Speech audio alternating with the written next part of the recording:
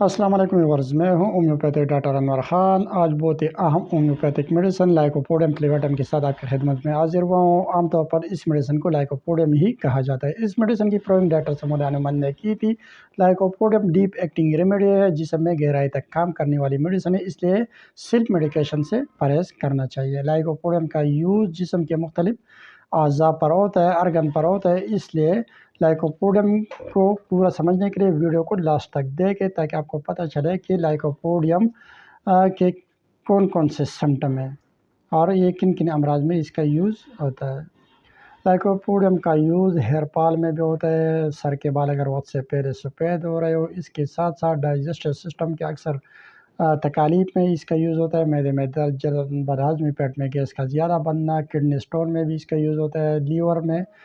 Liver کے بہت سے امراض میں اس کا یوز ہوتا ہے، خاص کر امپوٹنسی میں اس کو زیادہ یوز کیا جاتا ہے۔ اگر ڈائجسٹو سسٹم کی بات کی جائے تو معدے میں درد، جلن، بدہضمی، اس طرح پیٹ کے نچلے حصے میں گیس زیادہ بننا، ان تمام کیفیتوں میں فلیچولن فوڈ کھانے سے اضافہ ہوگا، خاص کر پیاز، لوبیا، مٹر، اس طرح گوبھی کھانے سے مریض کے تمام علامات میں اضافہ ہوتا ہے۔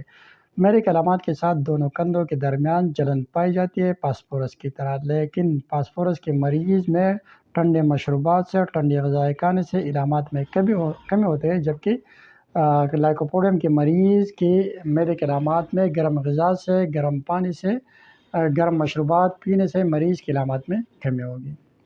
مریض کے پیٹ کے نچلے حصے میں کثیر مقدار میں گیس بنتی ہے، جس میں گیس ڈسچارج کرنے سے مریض کی علامات میں کمی ہوگی۔ اس طرح میرے کے علامات میں ڈکار آنے سے مریض کی علامات میں کمی پائی جائے گی۔ اب اگر ڈوز کی بات کی جائے کہ ڈائجسٹو سسٹم میں اس کو کیسا یوز کرنا چاہیے، تو ڈائجسٹو سسٹم میں خاص کر معدے کی علامات میں اور گیس میں لائکوپوڈیم 6 یا 30 میں اس کا یوز ہوتا ہے۔ لائکوپوڈیم 30 یا 6 کے 2 ڈراپس دن میں 2 بار یوز کرنے چاہیے، ڈاکٹر کی ہدایات کے مطابق۔ لائکوپوڈیم کا یوز کڈنی اسٹون میں بھی ہوتا ہے، خاص کر اگر دائیں گردے میں اسٹون ہو، سنگل اسٹون ہو یا ملٹیپل اسٹون ہو۔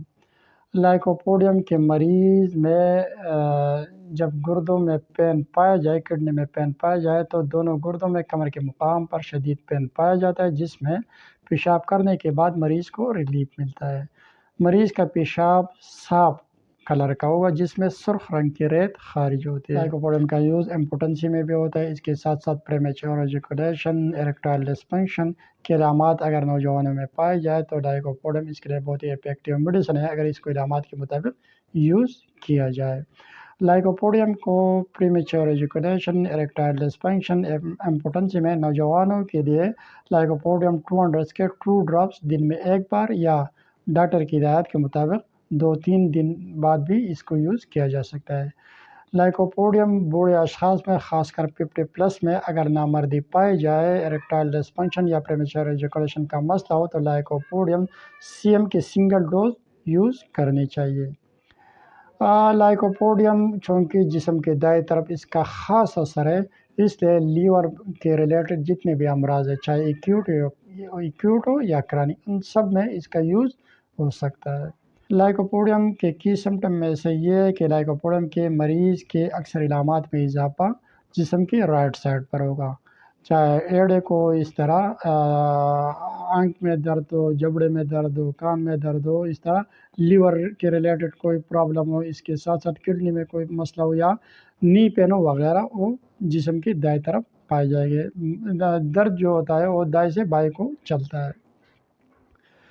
لائکوپوڈیم کے مریض کے علامات میں اضافہ شام 4 بجے سے لے کر 8 بجے کے درمیان ہوتا ہے۔ مریض ذہنی لحاظ سے تندرست ہوگا، جبکہ جسمانی لحاظ سے دبلا پتلا اور کمزور ہوگا۔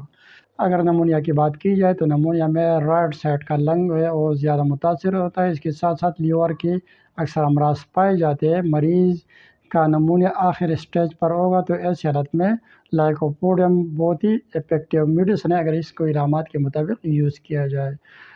لائکوپوڈیم کے استعمال میں سیلف میڈیکیشن سے پرہیز کرنا چاہیے، ہمیشہ اپنے قریب ہومیوپیتھک ڈاکٹر کے کلینک پر جا کر ان سے اپنی علامات کے مطابق میڈیسن لینی چاہیے۔ دوستو، اس چینل پر میں ہیلتھ سے ریلیٹڈ ہومیوپیتھک میڈیسن کے بارے میں بتاتا رہتا ہوں، اس لیے اگر آپ اس چینل پر نئے ہو تو چینل کو سبسکرائب کریں، ویڈیو کو لائک اور شیئر کریں۔ شکریہ۔